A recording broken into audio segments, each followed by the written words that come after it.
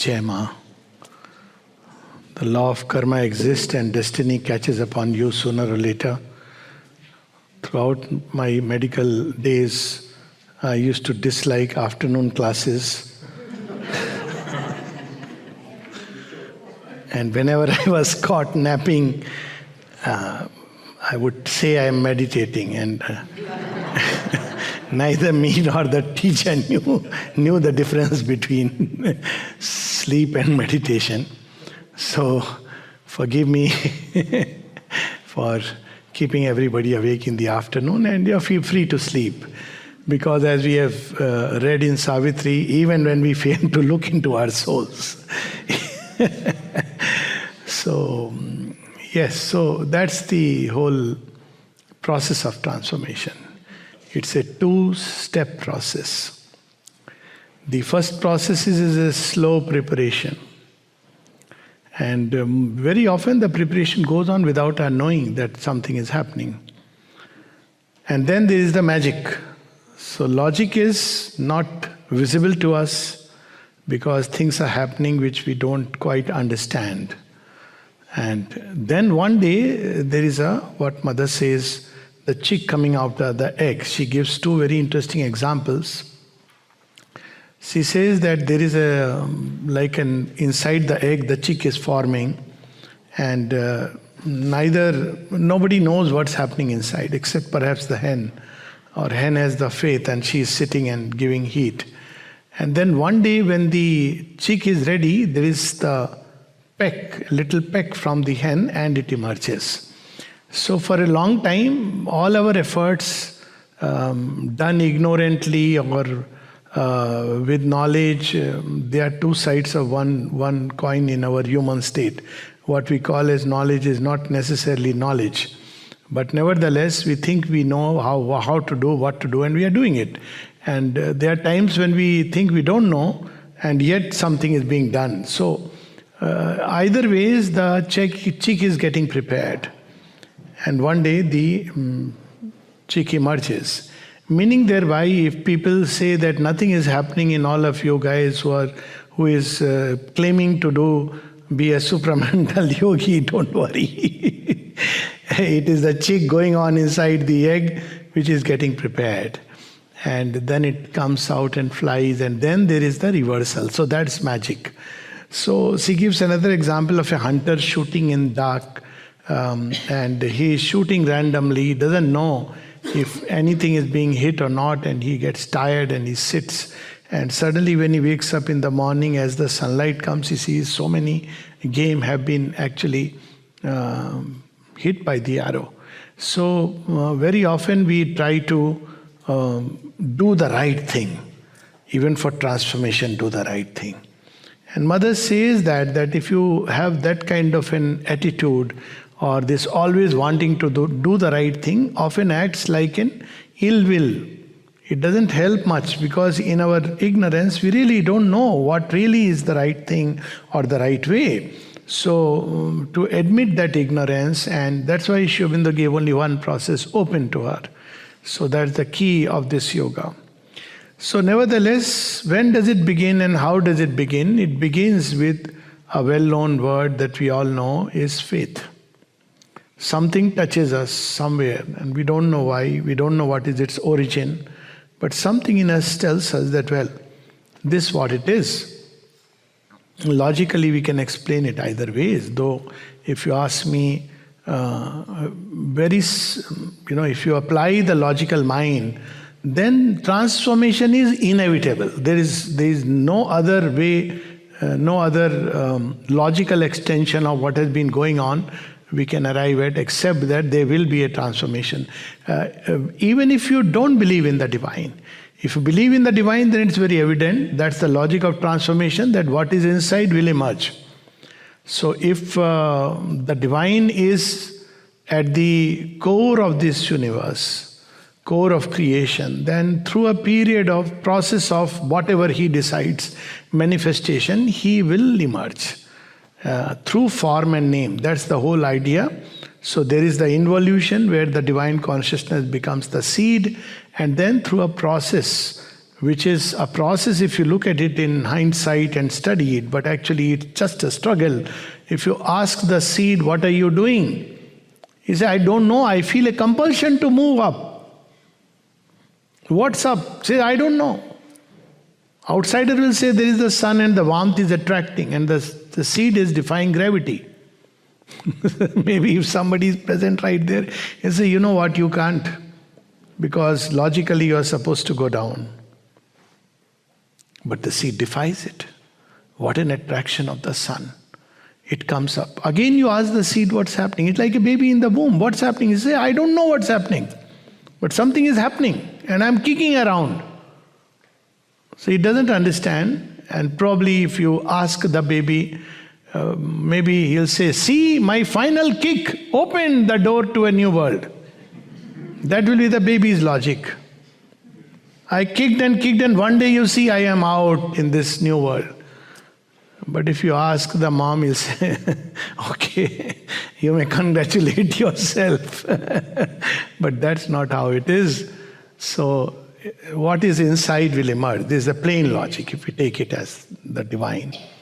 And if we don't want to, we are afraid of the word because we have too much self-importance to ourselves. That's why that's the one big advantage of, why Buddhism became so prominent, why even the Advaita philosophy appeals, because it's Brahman.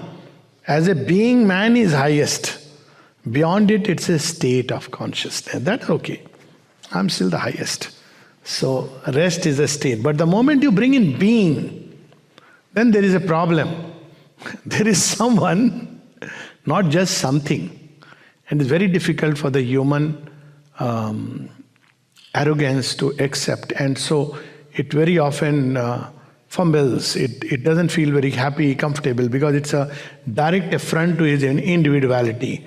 But then, if you look at it the other way, that being is our completeness, because this is a question Sri Aurobindo raises in Essays on the Gita, that if we say that there is only the Brahman as the reality, immutable existence, or immutable consciousness, so, it's the culmination of all that we are and ends up in that, then what about this personality? Does it have something corresponding somewhere?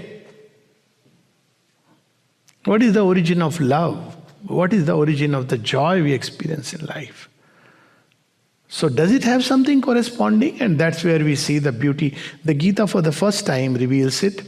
And then, yes, of course, Sri Aurobindo brings it in bold relief that the origin of our personality is in the divine personality. And this is a shadow. So all our experiences and movements in nature have a divine origin. That's why there can be transformation. Otherwise there is no way, if we are strictly Advaitins, there is no logic of transformation at all. There is Maya and there is Brahman and there is this world of names and forms, which is an illusion. But the moment we accept the idea of Purushottama in the Gita, why I'm referring again and again, because there are many traditionalists who say, no, Sri Aurobindo is saying something which is not there in tradition. It is there. Shri Krishna speaks about it. He takes pains to reveal the three Purushas, and he goes to the extent that he even shows him his own Vishwarupa. And there all our tendencies, human tendencies of the heart, of life, of thought, everything finds its grand culmination. Meaning thereby, human intelligence is a little droplet of the divine intelligence. And it's not just in degree, as some people say, oh, human intelligence, you upgrade to a point, it becomes divine intelligence. No, it doesn't work like that. It's a completely different kind of operation. That's why the mother uses the word reversal. It's a very different way. So we can say very loosely that animal intelligence and the human intelligence are both intelligence, but the way human intelligence operates is very different from the way the animal intelligence operates. You can't keep on stretching the animal intelligence. There has to be a point where there is a completely new set of operations come, which we read in the morning. Hidden powers emerge from nature's sleep. So our human intelligence, HI, is a little degraded version, or this, whatever we want to call it, impure version or a limited version. That's how the Maya, typically the word Maya, it's a very limited version of DI. In between somewhere AI has come. That's okay. So, and why the problem of AI? This is one thing which I keep on, we have an AI specialist in our midst and we are discussing. Because the human intelligence has to evolve into the divine intelligence through its own processes. Now, when you shortcut the process, you have an end result, but you don't know how you arrived at it. It's dangerous. You want to write an essay, but you're not using your cognitive processes. You have one click button. Wonderful. But you have bypassed your evolutionary process. And that's the problem, incidentally, of modern medicine also. It has tried to bypass the evolutionary journey through which the body and the mind uses its defenses to counteract and grows into organically robust natural health, which is very different from artificially supported. But that's a different discussion. It's understandable because the mind, in its efforts to surpass, is likely to create its own apparently greater capable version. That's how, behind it, the mind's urge to surpass. But it cannot. It has limited operations of calculation, thinking also. It creates something. Like, in ancient times, the Asuras used to create kritikas. And these kritikas were formations created out of the Asura and the Rakshasa to go far and destroy things. But that's one side. We need not worry about it. But this human intelligence is going to be upgraded. So it's a very limited version of the divine intelligence. What about human emotion? What about human speech? So human speech is again a very mild, what is called a crude version of the original vibration, the nad. That's how we have 4 layers of speech through which the speech descends. We thought speech is evolving. And what are these 4 layers? Paravak, the original star of creation. Spandan. See, when we say universe is expanding, is it expanding linearly or all around? So it's because it's a vibration. It's not just a push. It's expanding. Nad, that's how it is. Then there is Pashyanti Vak. It's a seeing intelligence which sees things but cannot really yet, it doesn't yet, not cannot, but it doesn't yet formulate in terms of thought and words. And women are endowed sometimes with this kind of an intuitive sense. It's not Pashyanti Vak literally, but they are endowed with this kind of a sense which they cannot articulate in actual words. Some people have this. So Pashyanti Vak, but with yoga it develops. Seeing intelligence, that's how it is called. Sri Aurobindo spoke about Krishna Prem, that he has the seeing intelligence, Pashyanti Vak. So you are able to see things, bypassing the way people normally would analyze that this word means this and that word means that, and suddenly you are able to see, oh, what is behind it. Then it enters into the 2 lower levels. So these are the 2 higher levels, concealed. So the 2 lower levels are Madhyama. Madhyama is our normal thoughts when they start, it takes. And Vaikhari is the human speech. So what were the yogis trying? Mantra. Mantra was the highest intensity of human speech. That's how they were experiencing. When the speech arrives at its highest intensity, it becomes creative because that's the origin. The star of creation, the nath. So in highest intensity speech has its own creative power. That's how people could bless with a boon, yogis. The universe will now conspire to fulfill it. Or they could curse, which was also a blessing but concealed in disguise. So that's how we have the original, and this is a very miniature replica. Very often a crude replica. If we are satisfied, and the same with all the layers, with the heart. So what about the heart? We have human love, and we know its joys and its failings. But there is the divine love, which is its origin. Divine love does not operate according to human ideas of love. We want to, I'll make you happy and you make me happy. As long as you make me happy, I'll make you happy. Divine love doesn't act according to that. Divine love's purpose is to lift everything up towards the heights. It never leaves. It's unconditional by its very nature. And all love in the world is a diminution, a degradation, even a degeneration of that original love. That's what we read in the morning. And that's why Mother says there is only one love. And that is the love, the divine love, which in human beings takes the form of love for the divine. So what about two human beings loving each other? She says, love is coming from the one and going to the one. The day you realize it, then things will be wonderful, because that's how the divine love operates through creation. What about life? Life also has its divine origin. That's why it can change into divine life. If it doesn't have a divine origin, it will not be able to change into a divine life. So whatever life seeks, the delight of existence. Life seeks, its nature is to possess power and delight. That's its nature. In the divine, it's self-existent. Self-existent power and self-existent delight. And of course, even body, this matter has its origin in a divine substance. That's why when people see God, we're not discussing into apparition, hallucination, that's a different subject.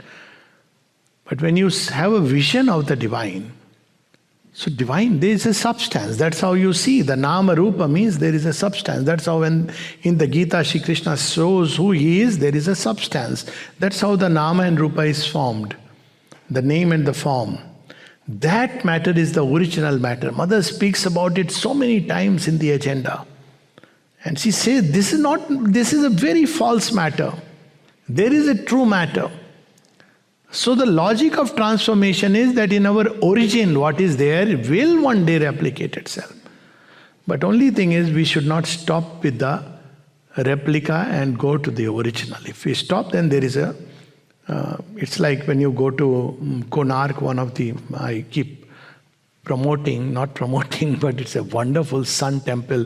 Its story, its architect, it's just amazing. It's in Orissa. And amazing, its symbol is so amazing. So when you go to the Konark temple, before you reach there, they have those little bit Konark temple replicas, and you can buy it and take it. So every temple has its own. So we are simply replicas, but it's only a miniature image. So this miniature image has to grow into the true image. And this miniature image is also something wonderful. There is so much which can be spoken only about the human form. And that's how Sa Purusha Evascha, it applies at every level. We are made in the image of God. And when you see the Purush Shukta of the Rig Veda, it describes the divine as the great Purusha. So there is this same image nature has tried to create in terms of form. And because this form has been built in that image, it is capable of ultimately holding something of that truth and undergoing the transmutation.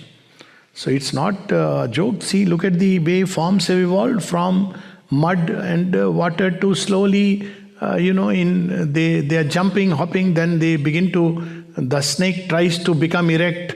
Serpent is, that's why the symbol of evolution, because suddenly you see a land creature raising its head. You see some of these, the cobra particularly is a symbol of evolution. Many are hostile forces, I know, but cobra is an evolutionary serpent. It can stand erect like man, 6 feet, even more than that sometimes. It's trying to just, as if it's going to take off, but cannot take off. But it takes off in the bird.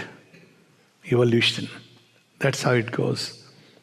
And then we see the extreme vitality in the animal world, and then eventually the human form. And there's a whole story in one of the Upanishads.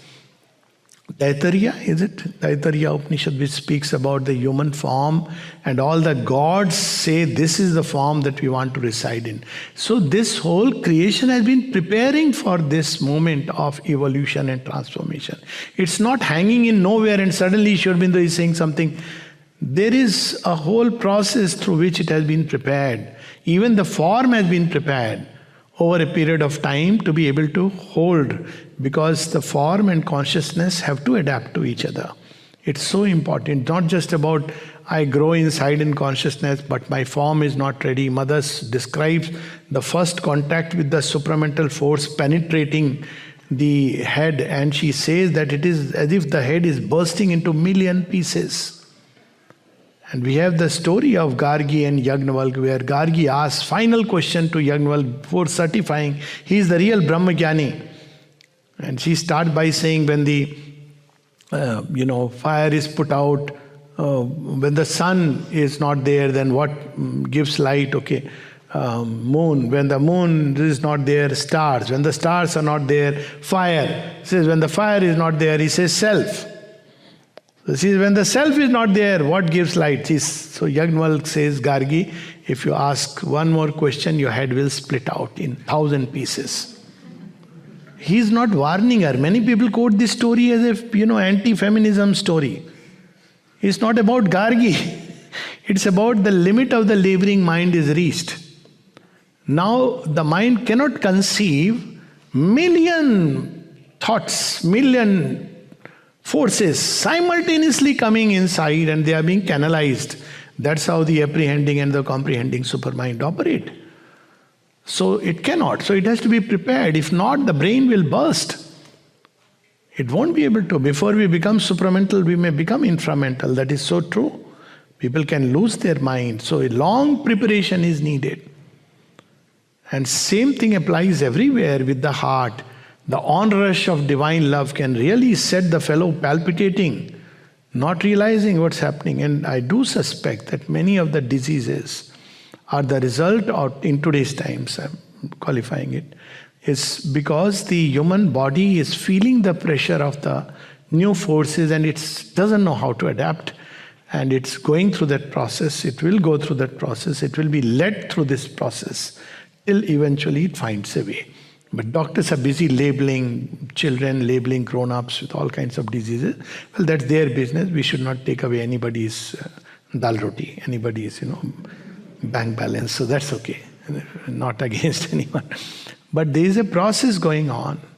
And Mother speaks about all these things. So this right now we are seeing accelerated evolution. So there is a long preparation through war and toil and this thing. Then there is the accelerated preparation, because you are now entering into that zone when the aircraft will take off. You can't say cut off after that point. So this is where we are going into through the conveyor belt, and then comes the magic. So what's the magic? Everybody knows that the most difficult moments of flying are takeoff and landing. Once it takes off, it's magic. So wonderful. How is it moving? It doesn't have. There is no stable ground. No, it's moving. There is a point. So it gathers momentum. So all our human efforts, we may think they are right, we may think they are wrong, but what matters is the will behind the efforts. That's why Sri Aurobindo gives the key as aspiration. Why you are doing what you are doing. To put it very simply, walking just to build with your, what is that called, smartwatch, which counts steps. Yeah, all kinds of names. It keeps an account of how many steps you watch. Walking that way is very different from walking consciously with intention. Doing exercises to build muscles is very different from doing exercises with a conscious intention of making the body supple and open. And if we do that way, then everything, climbing the stairs, as Mother says, walking, so many activities, they all can become useful feeders to this process of transformation. Why? Because mind is a mediator divinity. It has to bring in the cells to a point where they begin to develop some consciousness. Who will bring mind? Till the psychic being awakens and steps forward, mind has to bring it. So in all our actions, that intention has to come. So what matters is not what we are doing externally. What matters is what we are doing, what is happening internally. So there was a man who would sit for meditation for a long time. And somebody asked Sri Aurobindo, how lovely. He meditates for so long. I wish before he could probably complete, Sri Aurobindo says yes, on his wife. He could see. He meditates for so long. So it's not that we are sitting in a closed posture, a lotus posture, and all that.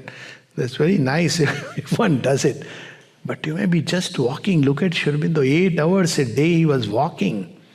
And that aspiration, I'm just 8 hours a day walking in a room is phenomenal. It's a superhuman only can do it. I have tried literally, how much can I do? After half an hour, 45 minutes, max 1 hour, then you start getting feeling, what is this? And he was doing it, and he was doing many other things beside. So everything, when it becomes a conscious process by the mind, then slowly matter begins to become somewhere, it dimly becomes aware. And then if the psychic comes, then that's wonderful. So all this will, aspiration, faith, is the real thing that is operating from behind. And then, through all these good or bad or partial efforts, one day there is the magic. Magic is, you didn't know that this is how it will happen, and it would happen unexpectedly when the time comes. It's not like one is sitting in meditation, suddenly had an aha feeling. It may happen, but it may not happen. It may happen most unexpectedly. So this is how there are several such small steps at every level that we take. At the level of mind we can take to stretch. See, people often ask, why is Sri Aurobindo written in so difficult language? Actually, it is not so difficult. Difficulty is in our mind because we want to read some, I often suggest people, if you find this difficult, please read Bertrand Russell and Shankaracharya. You'll find it fairly simple, Sri Aurobindo's writings. They're too direct.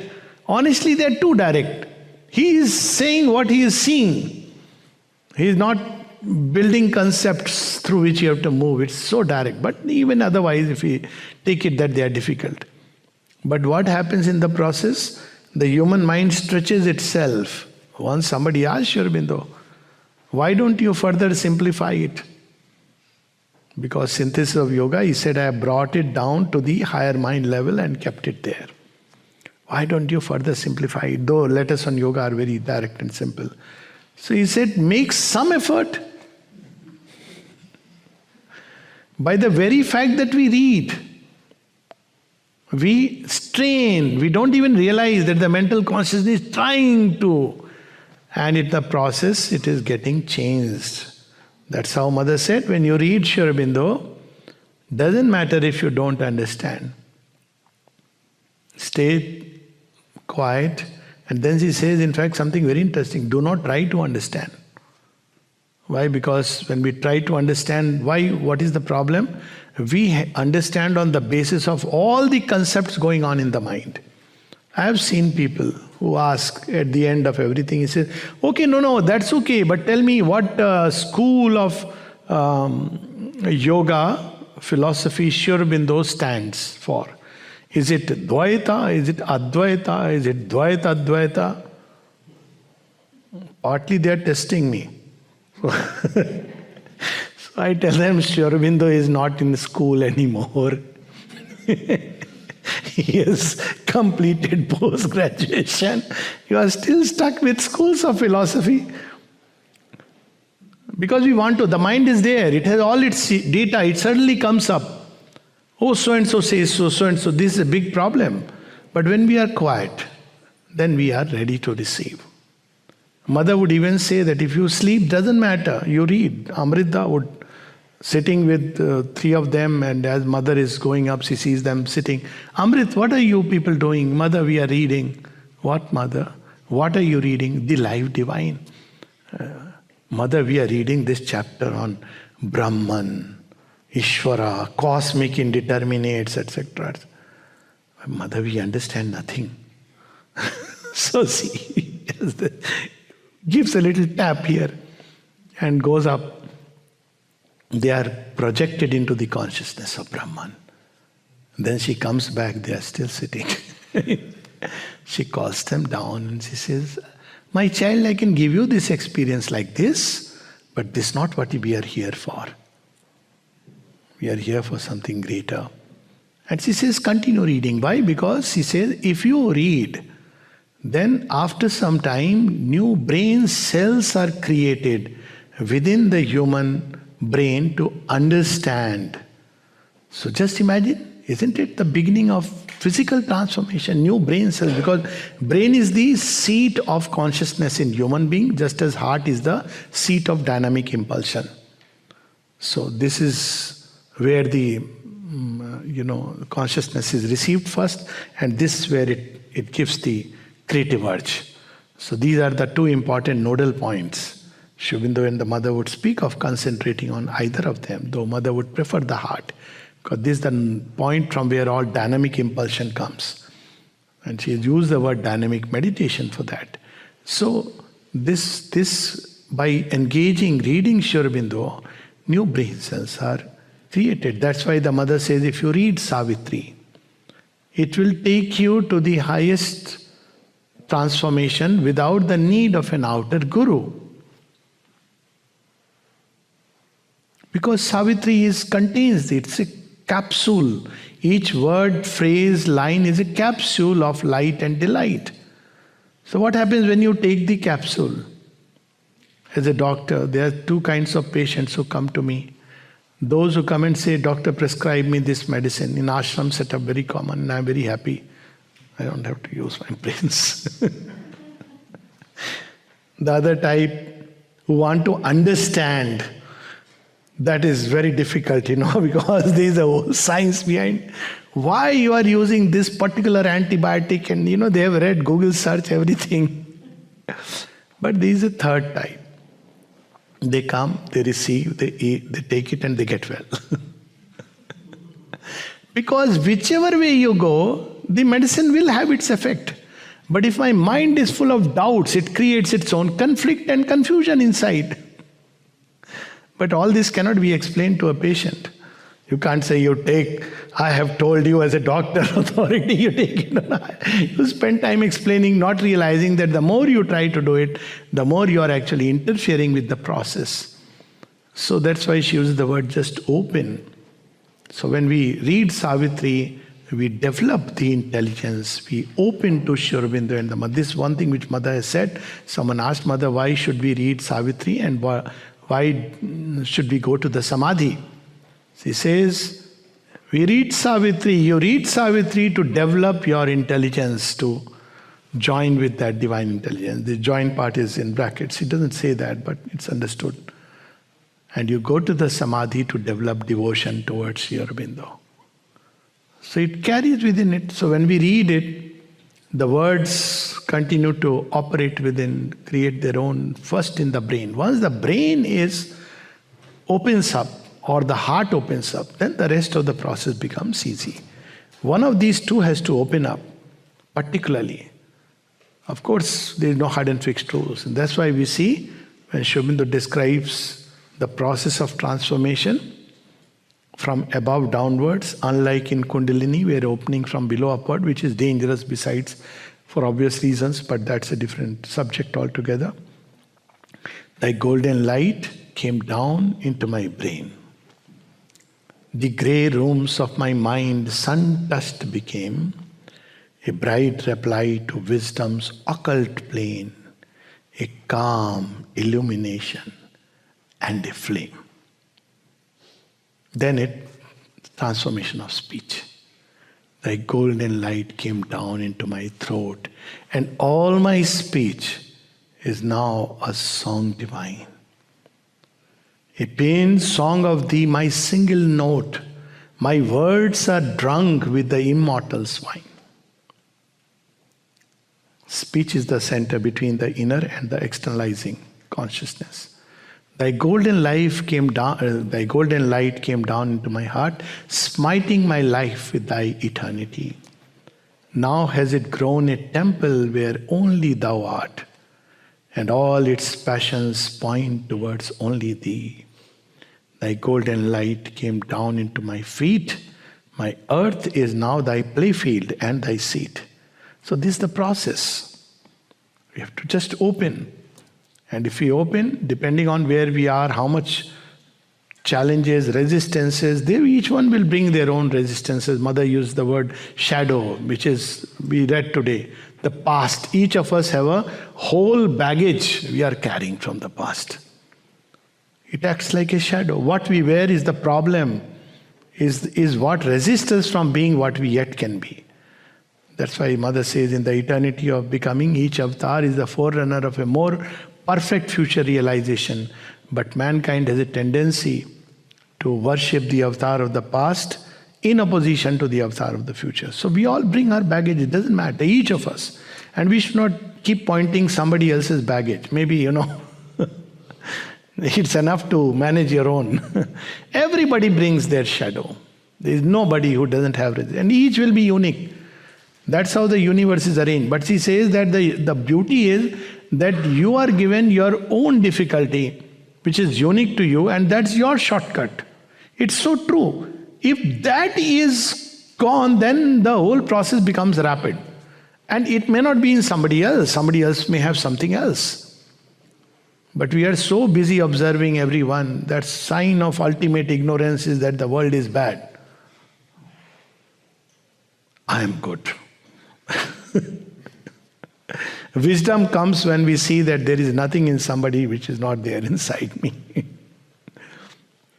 And then, of course, the highest wisdom, which looks up beyond all these things towards the light that is growing inside. So this shadow will come. It will resist. What is to be done? This shadow frightens us. It almost makes us feel stupid and foolish, unfit.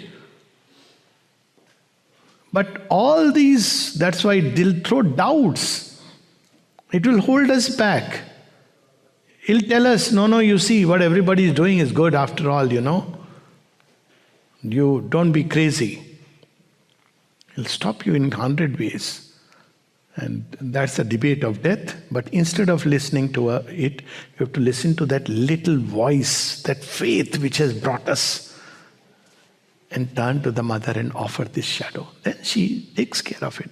It becomes thinner and thinner and ultimately a very thin shade of light, and then it goes away, grey.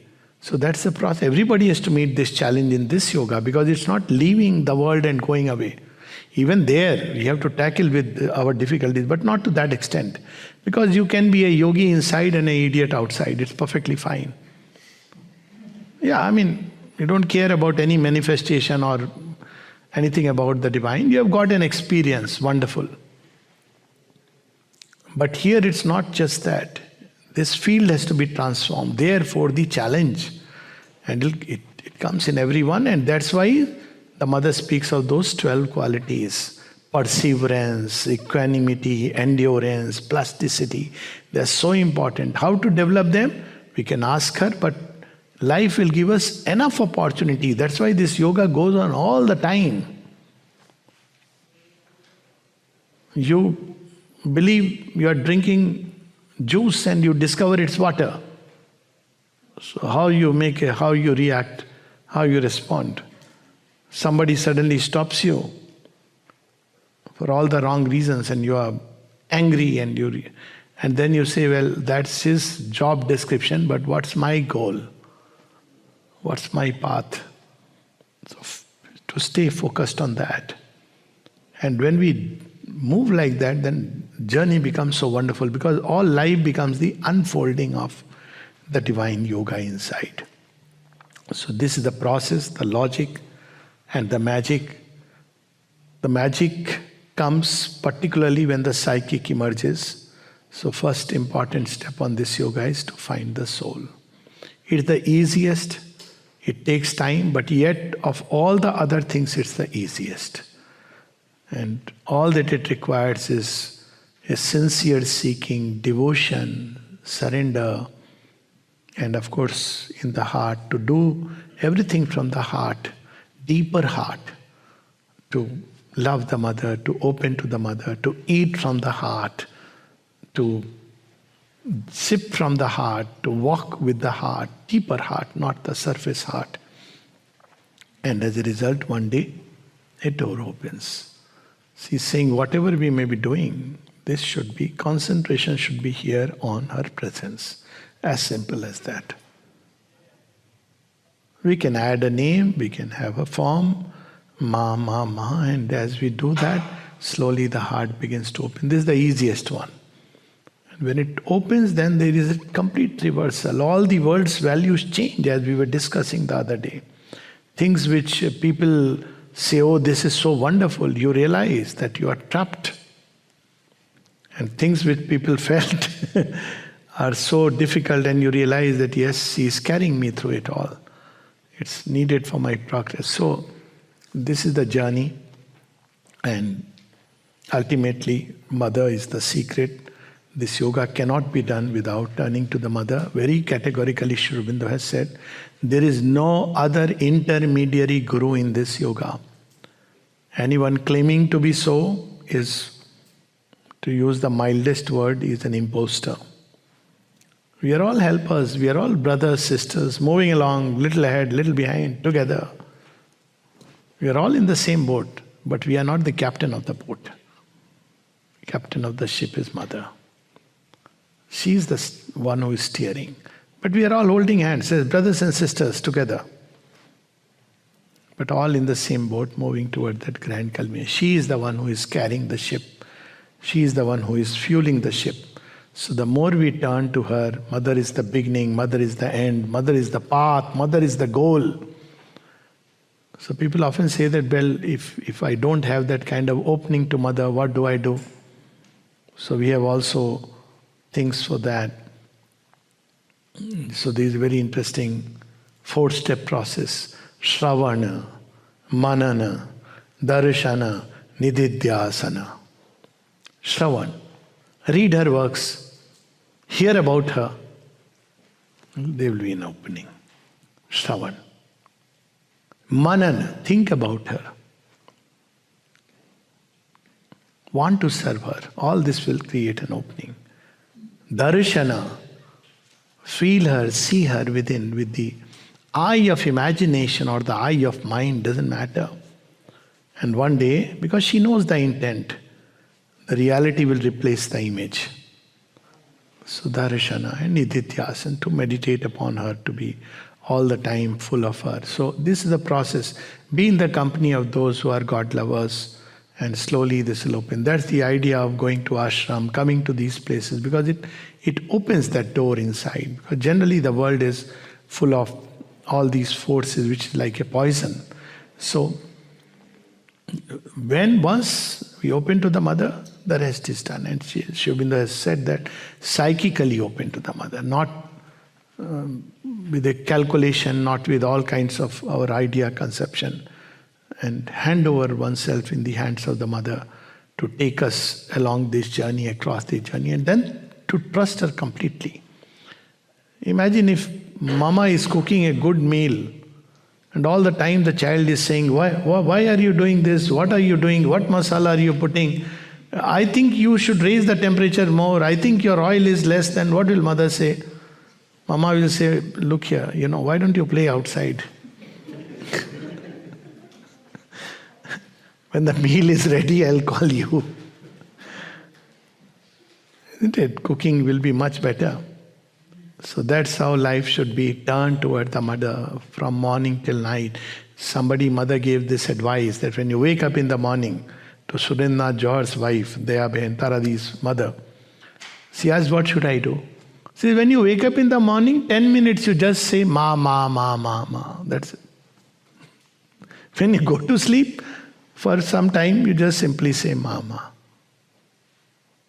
Yoga is so extremely simple. And in between, whenever you remember, she was asked, tell me one method. See, Satprem asks repeatedly, one method, one method. She says, hasn't Sri Aurobindo told you open to the Mother? This body has been, she tells all this. No, Mother, but people ask, one method, our method. And then she speaks about the mantra. It must spring up from within. So what is the best mantra for the yoga? Sri Aurobindo uses very beautiful letter. There is no method in this yoga except to take the mother's name or mine. And then he says, usually mother's name is enough. Sometimes the dual name has its own power. Sri Aurobindo Name Anando Jogirajo Namo Namo Mira Mata Jagadrata Karunamoyi Namo Namo. So just mother's name. He has said this. No method in this yoga except to take the mother's name or mine. Now, should we listen to that or listen to all the other complicated stuff? It's too simple to be believed sometimes, but this is what brings results. So this is the path, lovely journey. Mother used the word great adventure, but she also said that the end is certain. But what will happen to you on the way? She says, I don't know. Something very interesting. Some people get frightened. Well, it's an adventure, it's an unfolding. If life were too predictable, frankly, it'll be too boring. The sense of unpredictability. Sometimes I say, when people have this issue of relationship, I say, you know what? Both of you are leading very predictable lives. So the mystery is gone. So when there is no mystery in each other, then the relationship enters into a... Keep the sense of the mystery, and it's only possible if both continue to progress. Otherwise, after some time, you know everything. He's like that, he's boring. There is acceptance, but if both are progressing, then life contains that mystery, that sense of the unexpected. The unpredictable can be something so wonderful. So all that it means is that, well, the unfolding will take place in its own way. But ultimately, whose end is certain. You will be carried through everything. So don't try to judge the Divine Mother by your limited mind, because we don't know what we are carrying inside, how things will come out, how they will unfold. We don't know the knots that we have tied up, which one needs to be opened. Just one little letter will suffice. So many letters of Sri Aurobindo. So we know Sahanadi and her love for Sri Aurobindo and Mother, of course. So once she had a lot of bleeding going on, that menorrhagia as it is called, and she prays to Sri Aurobindo. Then she asks the sadhak, please ask him what something he should do. There is so much of bleeding. What to do? Of course, she is taking treatment. Then Sri Aurobindo's letter. Tell her that these are the last remnants of sexual desire which are passing out from her. We are doing what needs to be done. Just go through the process. Can we even imagine? What seems to... The divine doesn't work according to our fixed format. In everything, in every which way. And those who have gone ahead, they will tell us things which we never wanted to do, and suddenly they are confront us, like Rishabh Chand. First job description was kill the bugs inside the cot. He is a Jain. He's very happy initially that I am accepted in the ashram. Mother will give me work. He writes a very big thank you letter. Then mother's note comes. Rishabh Chand, you have to kill the bugs inside the cot. Now Rishabh Chand is in a problem. So he keeps that letter aside, writes another letter to the mother. To Sri Aurobindo. Mother is French, who knows? She doesn't understand. He writes to Sri Aurobindo, my mother perhaps doesn't know I am a Jain. So, meaning thereby that I can't do this. Sri Aurobindo's reply, whatever mother asks you to do, take it as her command and do it. That's your path to progress in sadhana. It broke so many constructions inside him. Ravindraji, same with. So we don't know what are the knots we are carrying inside and how the divine works through them. It's just unimaginable actually. As the yoga unfolds, one just wonders. Oh my God, when you look back, then you say, I was such a fool. Not that one has become one has become a little lesser fool, but no, still. But slowly she changes FOOL fool into the Hindi wala fool, flower. That's the magic. She is the magic.